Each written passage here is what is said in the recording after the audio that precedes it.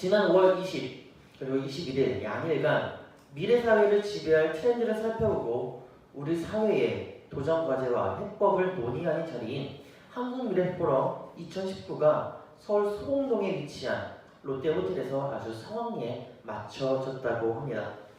이번 포럼에 메이커시티의 저자인 피터 허시버그는 기조 강연 연설자로 참석을 하면서 스마트시티에서 꿈꾸는 도시라는 내용을 가지고 발표를 합니다. 그때 그는 이러한 이야기를 합니다. 도시재생은 정부가 사업을 이끌어 나가는 것이 아니라 시민들이 주도할 수 있도록 정부가 적극적으로 도와줘야 한다. 정부 정책에 대한 시민들의 끊임없는 의구심과 무한한 상상력이 도시를 더욱 빨리 발전시키는 원동력이 될 수 있다. 다시 말하면 시민들이 도시의 창조자의 역할을 할 수 있도록 그 자리를 마련하고 상생의 사회를 만들어가야 된다는 것을 그는 주장하고 있는 것입니다. 언제나 발전의 기회가 잠재적인 힘이 있는 도시는 사람들이 끊임없이 몰려들면서 더욱더 큰 발전을 이루게 되죠. 반면 쇠퇴하는 산업을 붙들고 있거나 규모가 작은 도시는 사람들이 점차적으로 떠나기 때문에 상대적으로 뒤처질 수밖에 없습니다. 그러므로 혁신적인 메이커들이 짧은 시간에 아이디어를 내고 추진하여 발전을 일으켜야만 도시들이 다시 살아날 수 있다는 것을 피터 허시버그는 이야기를 하고 있는 것이죠. 그렇습니다. 사람은 무언가 일이 있으면 그 일이 있는 그 장소에 모이고 싶어 합니다. 사람이 모이는 장소로 대표적인 곳이 어디일까요? 바로 도시입니다. 시티. 그렇기 때문에 도심부에 거주인구가 가장 많은 것이고 도심부에 직장이 가장 많은 것이고 도심부에 경제가 가장 활발한 겁니다. 이러한 의미에서 도시는 무리를 짓는 본능을 가지고 있다고 해도 과언이 아닙니다. 다시 말하면 발전의 기회와 잠재력이 있는 도시가 사람을 모이게 하는 힘이 있고 그 힘이 세계를 움직이는 원동력이 되는 것입니다. 그런데 그거 아십니까? 세계를 움직이는 원동력을 가지고 있는 이가 바로 사람이라는 것 말입니다. 도시는 도시 스스로가 성장하지 않습니다. 도시는 도시 스스로가 경제권을 가지고 움직이지 않습니다. 도시는 도시 스스로가 만들어내지 않습니다. 그 만들어내는 기반은 사람에게 있다는 것이죠. 사람이 그곳에 거주해야지만, 사람이 거기에서 경제활동을 해야지만, 사람이 그곳에서 무언가 만들어내야지만 좀 더 발전하고 경제력이 더 생기게 되고 우주순 일어난다는 것입니다. 오늘 우리가 함께 나눌 본문의 내용을 보면 이렇습니다. 예수님께서 12명의 제자를 부릅니다. 앞으로 자신이 해야 되는 일을 제자들에게 나누어 주면서 하나님의 일을 확장시키고자 하죠.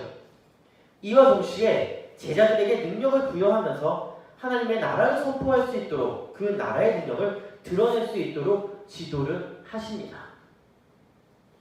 그 12명의 제자를 볼까요?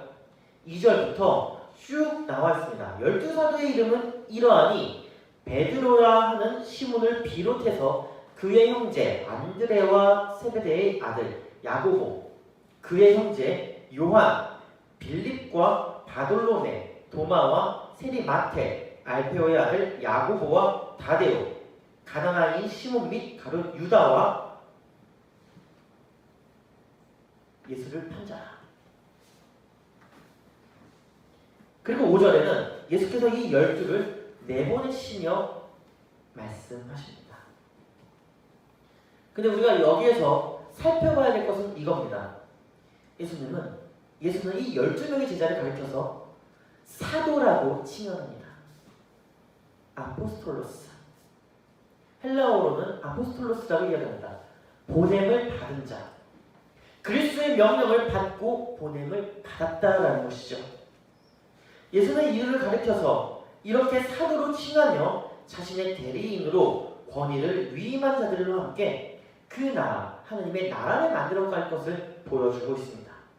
다시 말하면 예수는 12명의 제자들을 통해서 사회를 움직이고 세상을 하나님의 나라로 만들어 보이겠다라는 다짐으로 볼 수가 있습니다. 사랑하는 여러분, 그런데 이것을 알고 계십니까?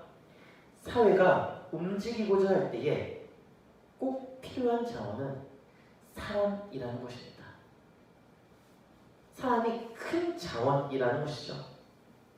곧 사람이 사회를 움직이고 세상을 움직이는 원동력이라는 것입니다.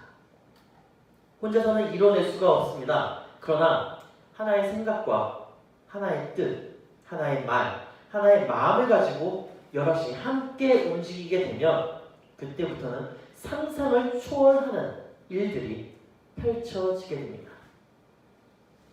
한 사람이 할 때는 이뤄낼 수가 없습니다.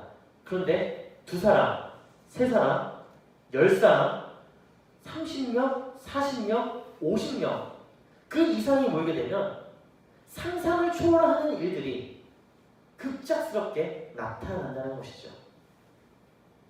오늘 본문을 보겠습니다. 마태복음 10장 6절에서 8절입니다. 같이 함께 읽어볼까요? 시작! 오히려 이스라엘 집에 잃어버린 양에게로 가라. 가면서 전파하여 말하되 천국이 가까이 왔다 하고 병든 자를 고치며 죽은 자를 살리며 나병 자를 깨끗하게 하며 귀신을 쫓아내되 너희가 거저 받았으니 거저 주라. 우리가 성경을 천천히 읽다 보면 제자들이 어떻게 세상을 나가는지 아십니까? 절대로 혼자서 나가지 않습니다. 예수께서는 2명씩 짝을 지어서 보내십니다. 2명씩 짝을 지어서 보낸 이유는 무엇일까요? 혼자서 가다가는 두려워서 아무것도 못한다는 것이죠. 그러나 둘이 같이 하면 의지할 수 있다는 것입니다. 자기가 못하는 것을 타인이 하게 되면 부족함을 보충이 되기 때문에 함께 협력해서 선을 이룰 수 있다는 것이죠. 그래서 두세 사람이 함께 가는 겁니다. 갈 때에 이렇게 얘기하죠. 이스라엘 집에 잃어버린 양에게로 가라. 잃어버린 양에게로 가라. 혼자서 가다가는 큰 코가 칩니다. 그런데 둘이 가면, 셋이 가면 서로가 같이 협력해서 설득하고 또 마음도 나누고 자기의 생각 또한 타인의 생각도 들어주면서 그 안에서 새로운 관계가 만들어지게 됩니다. 7절에 보면 가면서 전파하라 말하여 천국이 가까이 왔다. 8절에 병든 자를 고쳐라 죽은 자를 살려라 나병 자를 깨끗하게 해라 귀신을 쫓아내라 너희가 그것을 받았으니까 그대로 돌려주라. 이것이 바로 발전입니다. 혼자서 절대 발전을 이룰 수가 없는 거죠. 그러나 옆에 있는 사람과 함께 있을 때 한 공동체가 무언가를 하겠다고 한 마음과 한 뜻으로 움직일 때 그때 비로소 상상을 초월하는 일들이 일어나게 된다는 것입니다. 그렇습니다. 사람들이 동경하는 장소는 시대의 변화와 함께 이동을 합니다. 한때 문학과 철학이 발달했던 그리스 로마 시대에는 사람들이 하나같이 그리스와 로마에 모여서 서로 토론하고 서로의 그 지식을 자랑하기에 바빴습니다. 그리스 로마 시대 때 새로 생겨났던 것이 아카데미아입니다.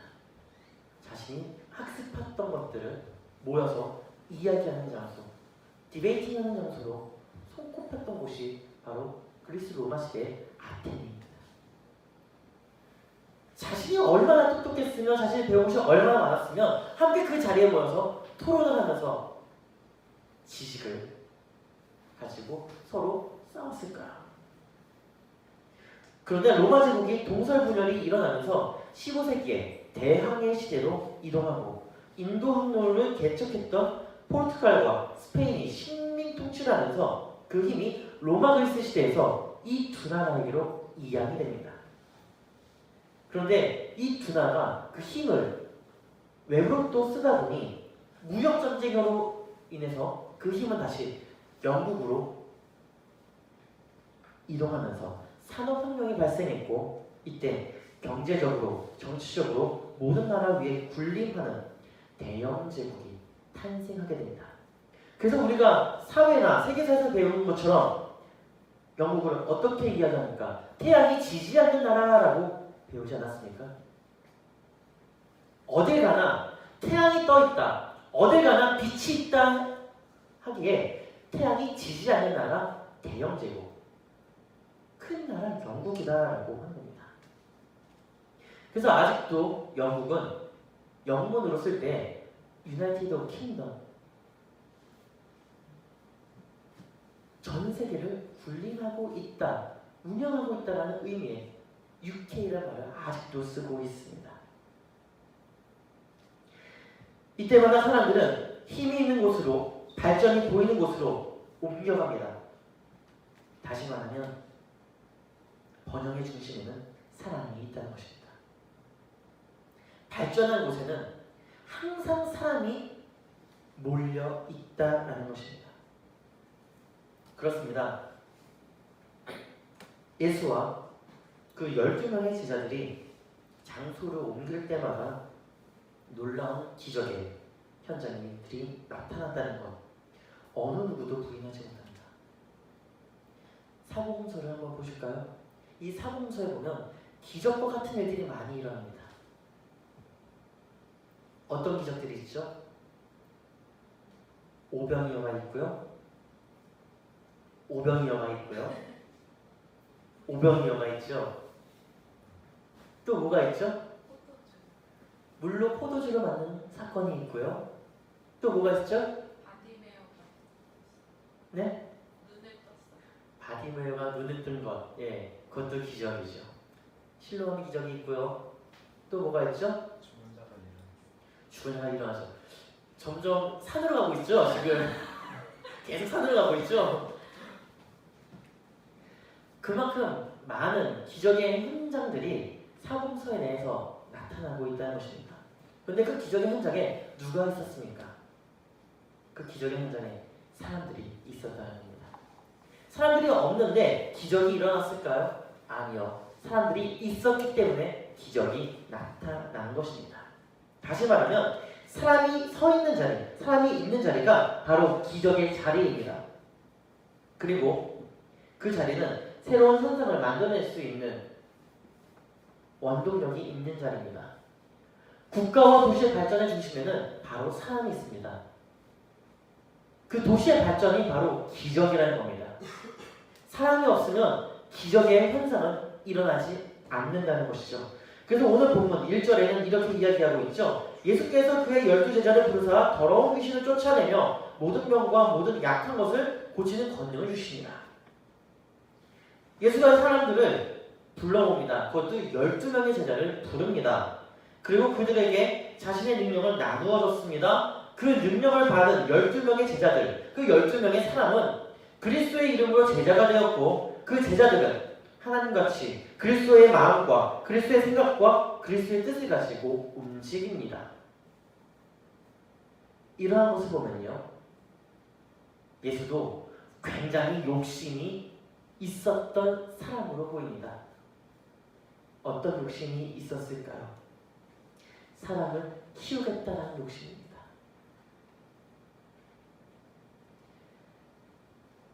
혼자서 모든 일을 할 수 있음에도 불구하고 12명의 사람을 불러서 제자로 세웁니다. 그들을 통해서 자신의 능력을 나눠줬고 짝지어서 흩어지게 합니다. 그들의 움직임으로, 그들의 활동으로 사회의 변화를 모색하기 시작합니다. 다시 말하면 변화의 시작을 이들의 원동력을 중심으로 시작하겠다는 외침입니다. 그렇습니다. 모든 사람은 욕심을 가지고 있습니다.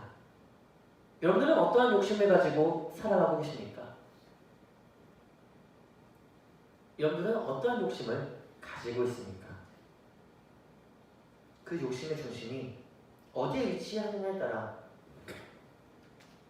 선한 욕심 혹은 거짓의 욕심으로 불릴 수 있습니다. 그러나 그리스도의 욕심은 세계를 움직이기 위한 원동력의 욕심으로 곧 사람을 키우는 욕심에 있었습니다. 우리가 잘 알다시피 예수는 삼위일체의 하나님이십니다. 성부 하나님이시고 성자 하나님이시며 성령 하나님이십니다. 그의 말 한마디로, 그의 손짓 하나로, 그의 움직임 하나로 모든 것을 다 통제하고 모든 것을 운용하고 모든 것을 움직일 수가 있습니다. 그런데 왜 굳이 사람을 불러서 12명의 사람을 불러서 짝을 지어 흩어지게 했을까요? 그것은 그들을 통해서 함께 생활을 하고 함께 이 사회를 변화시키고 싶은 그리스도의 거룩한 욕심이 있었기 때문에 그렇습니다. 하나님의 나라는 어떻게 이루어집니까?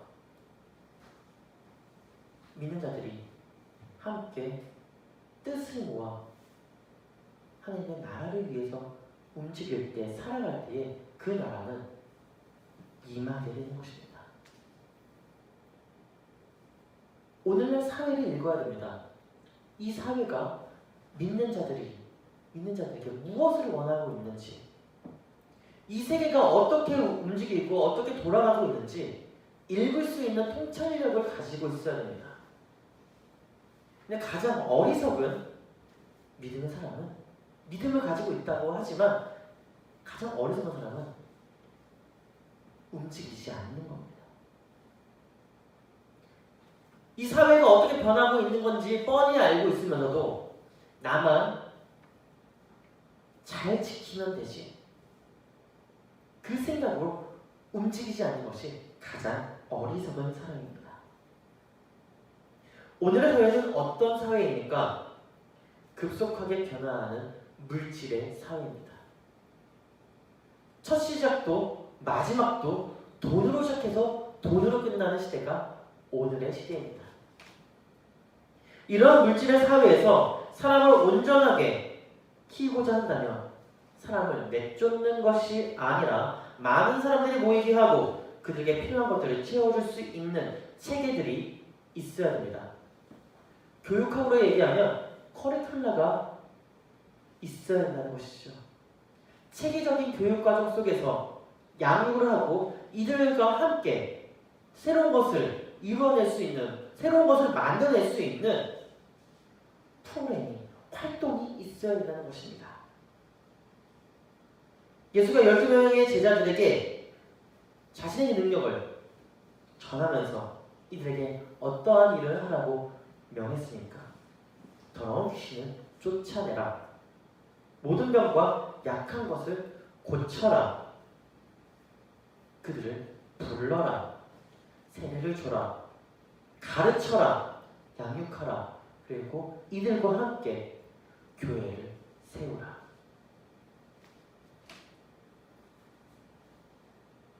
그렇습니다. 우리는 그리스도가 우리에게 명령한, 위임한 그 말씀을 지키고 있습니까?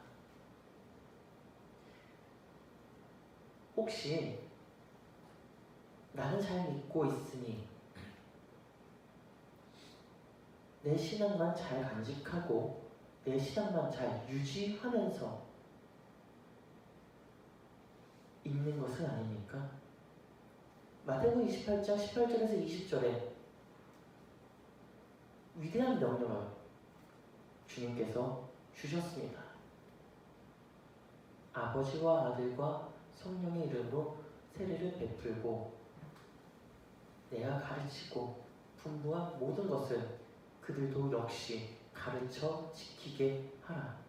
세상 끝날까지 내가 너희와 항상 함께 있을 것이다. 세상 끝날까지 그리스도께서 우리와 함께 하면서 우리가 먼저 보고 먼저 듣고 먼저 배운 것을 삶으로 나타내 보이는지 함께 있겠다는 것입니다. 그래서 야고보서에서는 이렇게 이야기하죠. 행함이 없는 믿음은 죽은 믿음과 같다. 믿음이라는 것은 보이지 않게 꼭꼭 싸매고 있는 것이 아니라 믿고 있는 것을 보이는 것입니다. 믿음이라는 것은 손으로 잡을 수 없고 눈으로 실질적으로 보일 수는 없지만 그 믿음이 보이게 하는 것은 나의 삶의 태도로서 보이게 되는 것입니다. 그 삶의 태도로 보이게 하는 그 능력을 예수께서 우리에게 위임하셨습니다. 본래 우리는 죄에 속한 사람들이었지만 그리스도의 그 십자가의 구원으로 인하여서 구원받고 십자가 안에서 해방을 얻었습니다. 어둠 가운데서 빛으로 나왔고 빛으로 나왔으니 빛에서 무엇을 해야 되겠습니까? 그리스도가 나에게 명령하신 나에게 주는 그 사명을 가지고 살아가야 되는 것이 아니겠습니까? 예수는 우리에게 해방시키는 능력을 줬습니다. 나만의 가치관, 나만의 생각에서 깨어나 현재의 그 사회를 읽어내는 그 능력을 준 것입니다. 그 능력을 통해 세계를 움직이는 힘을 보여야 합니다. 마지막으로 한 가지 이야기만 하고 마치려고 합니다. 오늘의 사회는 기술이 사람을 앞지르는 시대입니다. 거꾸로 이야기하면 기술이 사람을 지배할 수 있다는 것이죠. 그만큼 기술력이 하루가 다르게 발전하고 있습니다. 요즘에 AI Artificial Intelligence 인공지능에 대해서 이야기를 많이 하고 있죠. 몇 년 전에 바둑의 천재 이세돌 씨와 구글의 그 딥러닝 AI의 인공지능이 붙었습니다. 대국을 이뤘습니다. 간신히 사람이 이세돌 씨가 간신히 한 경기를 승리했습니다. 나머지는 딥러닝이 손쉽게 가져갑니다. 컴퓨터를 잘 하시는 분들은 아실 겁니다. 빅데이터 기반으로 자료를 수집하고 그 안에서 분석하고 해석하여 그 시와 그때에 맞는 자료와 정보들을 풀어낸다는 것. 그것이 인공지능의 원리입니다. 어떤 이들은 이러한 이야기를 많이 합니다. 인공지능이 더욱더 발전하고 개발될수록 사람은 인공지능에게 잡히고 먹힐 수밖에 없을 것이다. 즉 이 말입니다. 기술이 발전할수록 사람은 편안과 쉼을 누릴 수 있지만 그 안에서 모든 것을 다 잃어버릴 수 있다는 것이죠. 그 한 번에 잃어버린 것은 되찾아는 것은 쉽지 않습니다. 세계를 움직이는 원동력은 이제 기술입니다. 그런데 좀 더 깊이 있게 가서 보면 그 기술을 새롭게 변화시킨 것은 사람입니다. 사람이 통제할 수 있고 사람이 제어할 수 있고 사람이 조금 더 발전시켜서 삶 속에서 윤택함을 누리게 만들 수 있다는 것이죠. 그런데 이 사람을 제대로 교육시키지 않으면 앞으로 미래 시대는 불투명하다는 것입니다.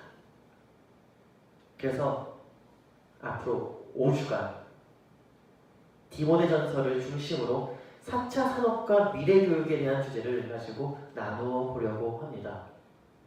올바른 교육이 사회를 변화시키고 세상을 이롭게 만드는 힘을 보일 수가 있습니다. 또한 성서 중심에 사람이 설 때에 그 어떠한 것도 잃어버리지 않고 이끌어 나갈 수가 있습니다. 미래 시대를 이끌어가는 것은 곧 사람입니다. 예수 그리스도가 12명의 제자를 12명의 사람을 불러서 자신의 능력을 전달하고 보냈던 것처럼 우리도 그 보냄을 받은 자로서 주님이 나에게 맡기신 그 영역에서 하나님의 나라를 만들어갈 수 있는 능력이 있다는 것을 기억하기를 주의 이름으로 축복합니다. 여러분들 모두가 미래 시대를 이끌어가는 하나님의 사랑입니다.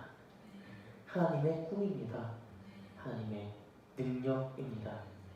하나님의 꿈과 소망, 그 능력을 여러분의 그 자리에서, 살아가는 자리에서 보이기를 주의 이름으로 축원합니다. 기도하겠습니다.